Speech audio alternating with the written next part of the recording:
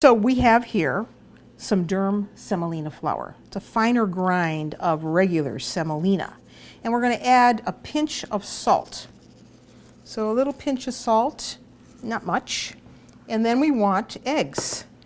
So 4 eggs. Now originally, of course, when they made pasta in many regions of Italy, they never had the luxury of using eggs. So they used water. So we want to break up the eggs in the center of the fontana. Do not worry. If this breaks and the eggs start going everywhere, not to worry. I've done that so many times. All you really have to do is catch it with a lot of the flour.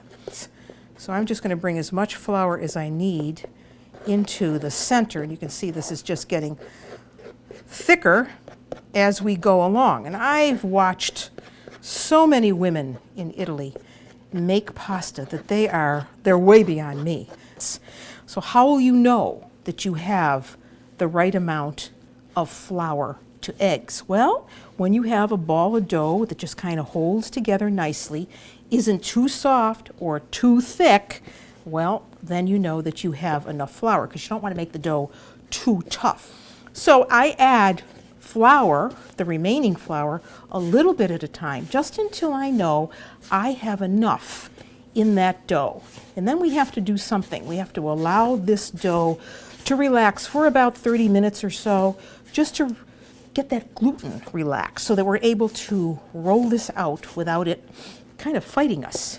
When you're ready, you'll have a ball of dough that looks like this. See the difference in color between the two? Much lighter. This has gotten darker. And I know that dough is ready because those holes have not closed up. So now we're ready to roll. Oh, solo mio. Well, I can't play a guitar, but this is a guitar. It's called spaghetti alla chitarra because the pasta is cut on an instrument like this called a chitarra, or a guitar. And the reason it's called that is because when you roll your rolling pin over it, it makes a sound like a guitar.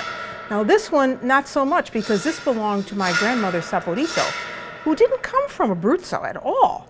But she was given this by a man who made it by hand, who did come from Abruzzo.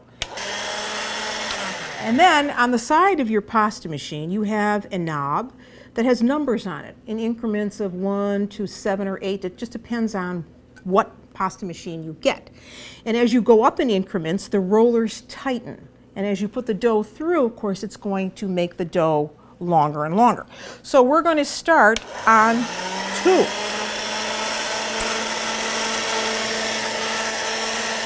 And we want to thin the dough down enough so that it is the consistency of what you would have if you were cooking spaghetti. So I know this is too thick, so I've gone from 2 to 4. Still too thick, so I'm going to go to 6. And if you find that the dough is sticking, your dough is sticking as you do this, you want to add just a little flour. Now this is feeling much better. And the dough is nice and supple, beautiful, and long. So cut them about the same lengths.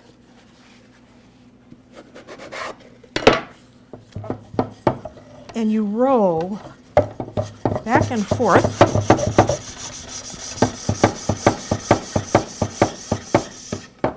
And then there's a little slot there on the side you dump. And that gives you, look at this, beautiful looking spaghetti. Then you add it to that wonderful lamb ragu, and you have pasta alla chitarra abruzzese. So I have some extra virgin olive oil in a pot here, heating up. And here we have a pound of ground lamb. So I'm going to put that in.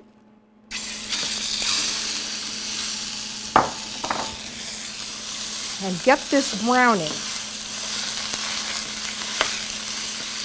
Let me turn down the heat a little bit. So I have to add some other things to this because a ragu, as you probably all know already, is a long simmered sauce. So then you just want to take those peppers and you want to just dice them up because this is going to be part of our ragu sauce. This is going to flavor the sauce. So let's put these peppers in. Remember I said that was 2 peppers. And here are the rest. And we're going to cook this down until those peppers are a bit soft. Stir all of this around. And I'm going to add now garlic. So here we have some fresh garlic. You want about 2 or 3 cloves. Mash it down and give it a chop. Now with bay leaves, you want to leave them whole. And that's going to flavor this very nicely. And now we need to wait for about 5 minutes before we add the next ingredient. This is smelling really good. And you can see the peppers have cooked down some and have exuded some of their juice. Now it's time to add some wine. So we want about 1/2 cup of a good white wine. Just going to eyeball that. And we want that to cook down. And with the tomatoes, we want to add some chicken broth or chicken stock with the tomatoes. And we're going to give that a quick stir just to blend everything. You notice I didn't get anything on me.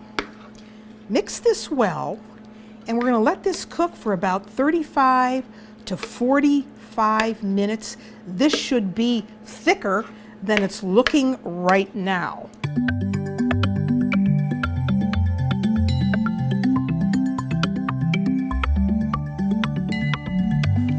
We have boiling water, to which we have to add salt. Pasta without salt is tasteless. So put a good tablespoon or so in the water. Here is that wonderful pasta alla chitarra, spaghetti alla chitarra. It's going right in. And in the time that it takes to come back to a boil, that is going to be ready to take out. It's going to take maybe about 2 minutes to cook. Now the sauce is nice and thick. And we're going to add it right here to our pasta bowl. Just enough to lightly coat the pasta. If I need more, I'll come back and get it. Now, as you can see, pasta is cooking. It's beautiful. It's cooked. It's ready to come out.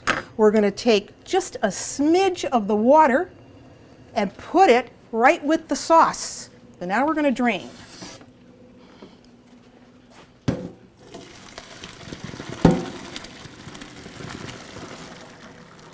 So get most of that water off.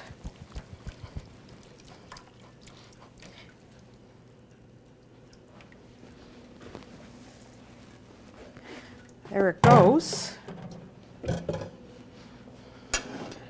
And now we want to toss this in this lamb ragu. Look, oh, this dish is so abruzzese, so wonderful with the lamb, the peppers, and I'm going to give that just a little bit more sauce. Not too much because there should be the right ratio of sauce to pasta. You should be able to see the pasta. And then when you're ready to serve this, what you want to do is add some pecorino romano, a sheep's milk cheese. So we're going to give this a nice coating of pecorino, and spaghetti alla chitarra abruzzese is ready.